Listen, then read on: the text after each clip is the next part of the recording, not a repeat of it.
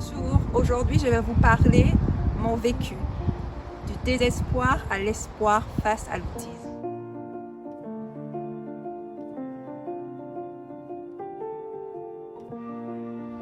Donc je vais vous parler de mon premier fils.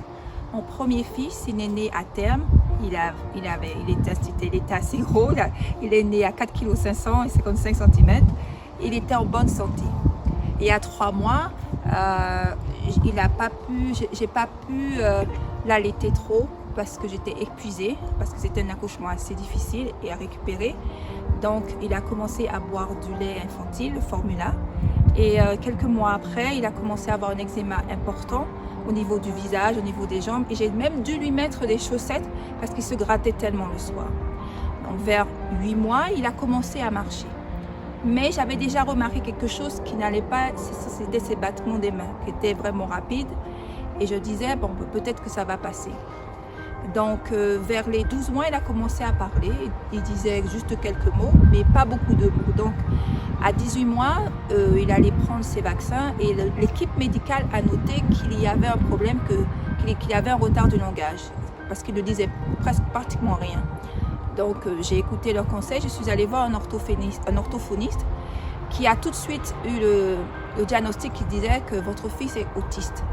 Et ça m'a un peu choquée, je ne m'y attendais pas, et parce que je ne savais pas c'était quoi l'autisme. Et elle m'a expliqué qu'elle avait remarqué qu'il n'avait pas un regard, un contact visuel avec les adultes et c'était difficile pour lui d'interagir avec les adultes. Et pour moi, c'est un choc et pour mon mari aussi, on s'y attendait pas parce que c'était un autre monde pour nous parce qu'on pensait que notre fils était normal et donc on s'est mis dans l'idée, dans la tête que nous pensions que ça allait passer, qu'il allait grandir et que tout ça c'était juste un diagnostic qui n'était pas viable pour nous. Mais les choses se sont détériorées, c'est-à-dire que vers 20-24 mois, il ne parlait pas, il ne parlait pratiquement plus.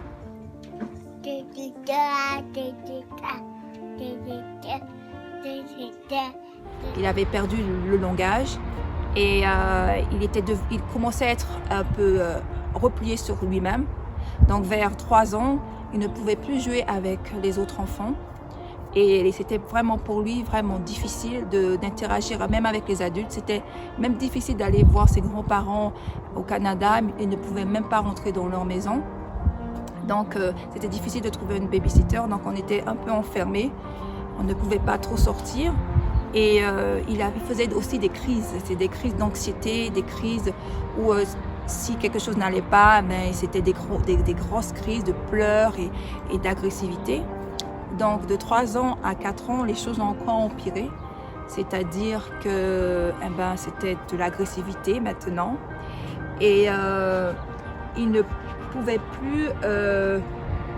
c'était une rigidité. C'est-à-dire que s'il avait une routine dans sa tête et si on faisait un changement, il commençait à crier et il ne comprenait pas. Pourquoi on avait changé quelque chose. Par exemple, si on changeait une paire de chaussures qu'il portait tout le temps, c'était impossible de mettre une autre paire de chaussures. Donc, vous voyez que c'était assez difficile pour lui. Et même quand on lui donnait une certaine nourriture, par exemple la pomme, une simple pomme, quelques heures après,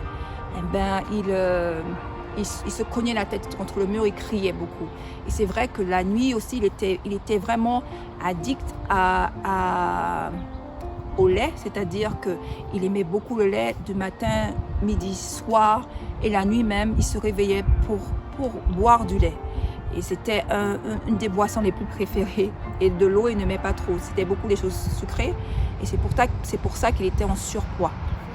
Je vais vous parler des signes de Mathis en général. Donc nous avons parlé des battements des mains, nous avons parlé de la rigidité, perte de langage, repli sur soi et aussi agressivité. Donc vous voyez bien que c'était assez difficile pour nous de 2 ans à 4 ans et même un peu plus tard c'était des grosses crises d'anxiété s'il interagissait avec d'autres enfants. Donc vous voyez les signes. Ok, je vais vous parler de mon deuxième fils, Rémi. Donc c'est mon fils aîné à terme et dès les premiers mois de sa vie, il avait des problèmes intestinaux. C'est-à-dire qu'il avait beaucoup de gaz, de coliques. Et vers 3 mois ou 4 mois, je suis allée voir le médecin qui m'a dit que c'est tout à fait normal pour un enfant d'avoir des problèmes intestinaux. Et donc, il continuait toujours à avoir des gaz et des coliques la nuit. Donc, c'est difficile. Donc, je massais souvent son ventre. Et aussi, lui aussi, il avait un eczéma assez important au niveau du visage et au niveau des pieds. Donc, j'ai vers 12 mois, 14 mois, il a commencé à marcher. Il a commencé à dire des mots, mais il émettait des sons un peu bizarres. Il ne parlait pas, mais c'était juste des sons. Il disait quelques mots, mais avec des sons un peu en chantant.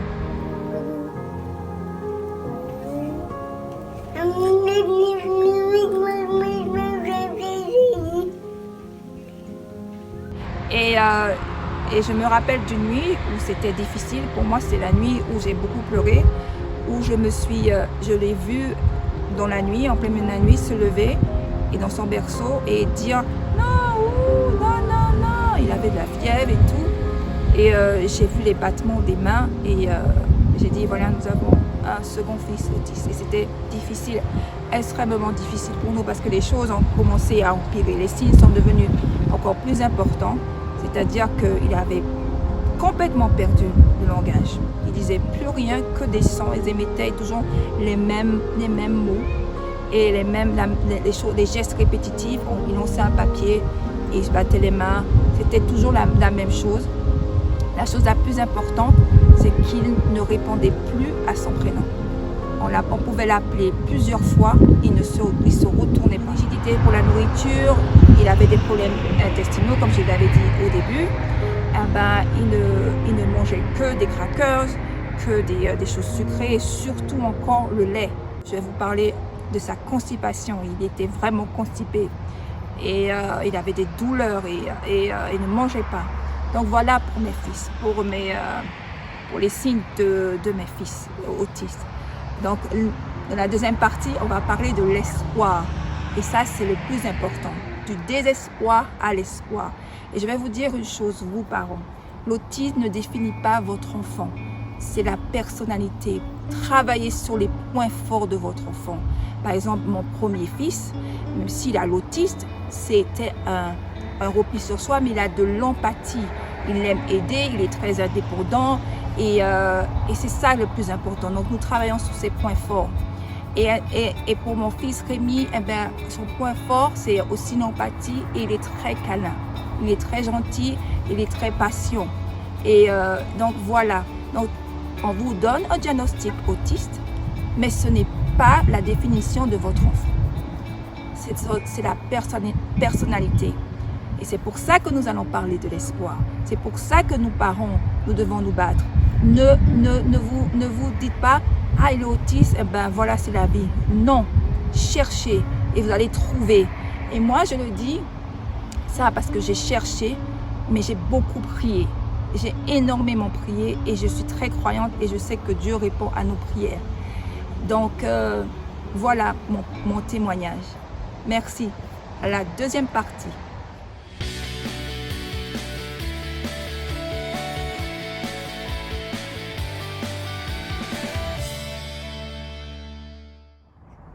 Maintenant, nous allons parler de l'espoir. Comme dans la vidéo, la première partie de ma vidéo, je parlais de mon vécu en tant que maman face à l'autisme de mes enfants. Donc, c'est vrai qu'il faut avoir de l'espoir. Et c'est pour ça que je fais cette vidéo. Donc, pour mes enfants, à ce jour, mes enfants vont mieux. Ils s'améliorent. Donc, je vais vous parler de mon fils, de mon premier fils.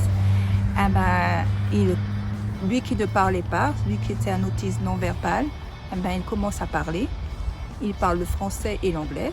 Now, let's add some vinegar. 1 cup of vinegar. 200 ml. Il interagit plus avec les autres enfants et même avec les adultes. Et même un jour, il m'a demandé à sortir pour pouvoir jouer avec d'autres enfants, ce qu'il ne faisait pas avant, il y a 3 ans. Et je pense que c'est un énorme progrès. Et je suis très heureuse de voir comment il progresse. Et aussi, il est toujours très indépendant et encore plus, il s'occupe bien de son frère, son petit frère qui a 2 ans.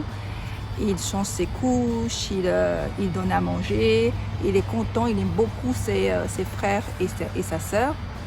Et donc c'est une grande chose. Et la chose la plus importante, c'est qu'il y a moins de crises. C'est-à-dire, il peut s'exprimer, il me dit « I love you, maman », ce qu'il ne faisait pas avant. Il dit « I'm sorry, maman ». Et pour moi, c'est vraiment important. Donc, vous voyez, c'est comme un beau soleil, même si c'est difficile, ça continue à être difficile. Il y a toujours des défis et des épreuves, mais il progresse. Et aussi pour mon fils, mon deuxième fils, eh ben, lui aussi, c'était un autisme non-verbal, comme je vous le disais.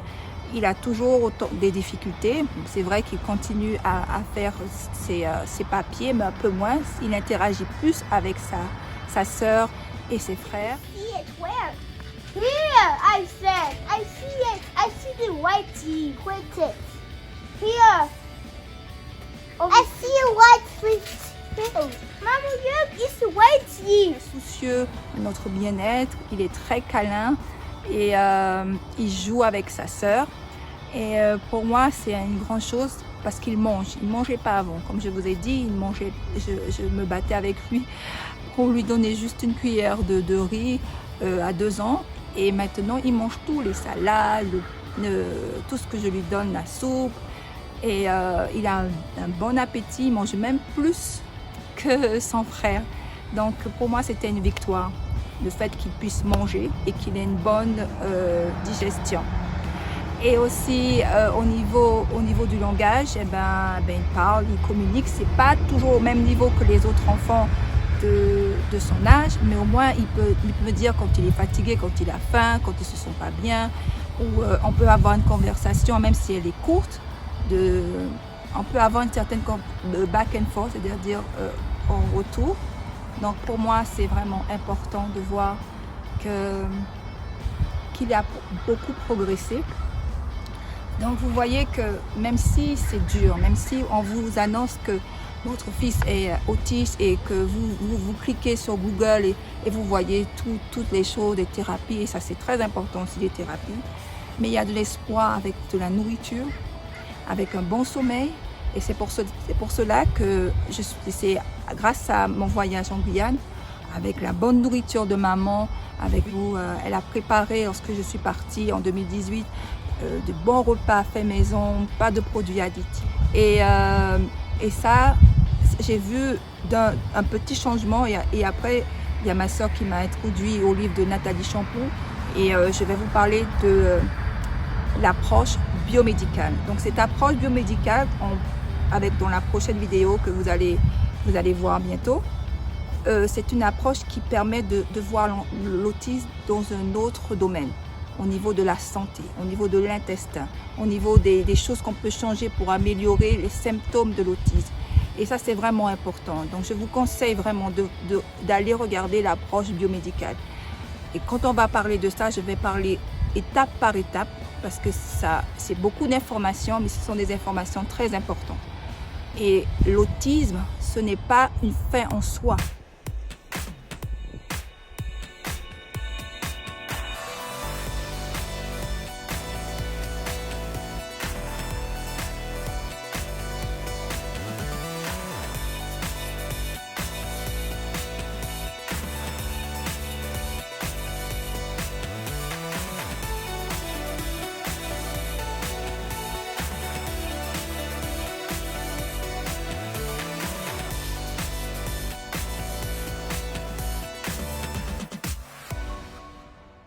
Si vous avez aimé cette vidéo, n'hésitez pas à liker et à vous abonner sur ma chaîne et à laisser des commentaires.